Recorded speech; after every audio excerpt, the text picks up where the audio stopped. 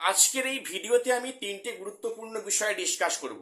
প্রত্যেকে ভিডিওটা শেষ অবধি দেখো। আশা করছি তোমরা অনেক প্রশ্নের উত্তর এখান থেকে পেয়ে যাবে। প্রথম বলি, ইডাব্লিউএস সার্টিফিকেট হোল্ডার যারা আছো তাদের কাদের ইডাব্লিউএস সার্টিফিকেটগুলো গ্র্যান্ট হবে না, ক্যান্সেল হবে, বাতিল হবে, এবং কাদের ইডাব্লিউএস সার্টিফিকেট থাকা সত্ত্বেও তাদেরকে সার্টিফিকেট শো করাতে হবে না, আমি আজকে সে নিয়ে আলোচনায় আসছি। এবং নাম্বার 2, প্রভিশনাল সার্টিফিকেট কাদের ক্ষেত্রে কমিশন বা স্কুল সার্ভিস কমিশন বা সেখানে বা মধ্যশিক্ষা পর্ষদ সেখানে অ্যাকসেপ্ট করবে না, কাদের ক্ষেত্রে করবে না, আমি সেটা নিয়ে আলোচনায় আসছি।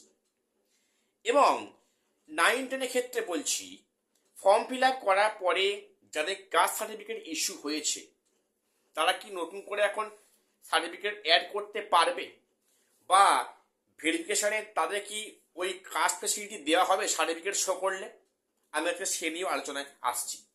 প্রত্যেকের চ্যানেলটা সাবস্ক্রাইব করে দিও এসএসসি বা পিএসসি গুরুত্বপূর্ণ আপডেট পাওয়ার জন্য। আজকে প্রথম বলি, ইডাব্লিউএস সার্টিফিকেট কাদের গ্র্যান্ট হবে না। দেখো, হাইকোর্টে যেটা অর্ডার ছিল যে 21/7 পরে যাদের সার্টিফিকেট ইস্যু হয়েছিল তাদের কিন্তু সেখানে ওটা গ্র্যান্ট হবে না। অর্থাৎ 9-10 যখন ভেরিফাই হবে তখন 21/7 পরে কিন্তু সার্টিফিকেট হোল্ডাররা সেখানে এই ইডাব্লিউএস ফেসিলিটি পাবে না, পরিষ্কার। এবারে বলি, কাদের সার্টিফিকেট থাকলেও শো করাতে হবে না। যে সমস্ত ইডাব্লিউএস ক্যাটাগরি হোল্ডাররা এমনিতে জেনারেল কাট অফ ক্লিয়ার করতে পারবে, বা যারা জেনারেল কাট অফ ক্লিয়ার করেছে অলরেডি কম্বাইন্ড মেরিটে, তাদের কিন্তু ইডাব্লিউএস সার্টিফিকেট শো করাতে হবে না। সেক্ষেত্রে 21/7 পরে হলে তাদের শো করাতে হবে। নাম্বার 2, প্রভিশনাল সার্টিফিকেট মাস্টার্স কি বা বিএড কি কাদের গ্র্যান্ট হবে না।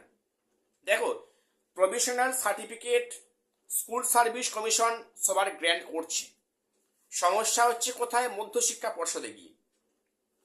বলে রাখি, যে সমস্ত ক্যান্ডিডেটরা মাস্টার্স কিংবা বিএডে যে ইয়ারে পাস করেছো, তারপরে যদি সেই ইউনিভার্সিটি যদি সার্টিফিকেট অরিজিনাল ইস্যু করে, তুমি সেটা যদি গ্রহণ না করে থাকো কোনো কারণে, যে তুমি এখনো প্রফেশনাল দিয়ে কাজ চালাচ্ছ, সেক্ষেত্রে কিন্তু কমিশন গ্র্যান্ট করলেও কিন্তু মধ্যশিক্ষা পর্ষদ গ্র্যান্ট করবে না, সেখানে কিন্তু অরিজিনাল লাগবেই।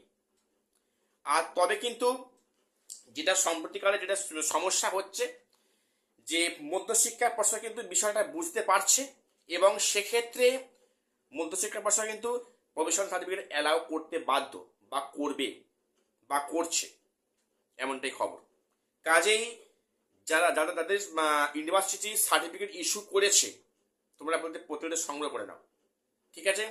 তোমাদের কিন্তু প্রফেশনাল দিয়ে কাজ হবে না। আর 3 বলি, 9ম-10মের ক্ষেত্রে যাদের ফর্ম ফিল আপের পরে কাস্ট সার্টিফিকেট ইস্যু হয়েছে, সেক্ষেত্রে তাদের নতুন করে কাস্ট সার্টিফিকেট দেখানোর কোনো জায়গা আছে ভেরিফাই?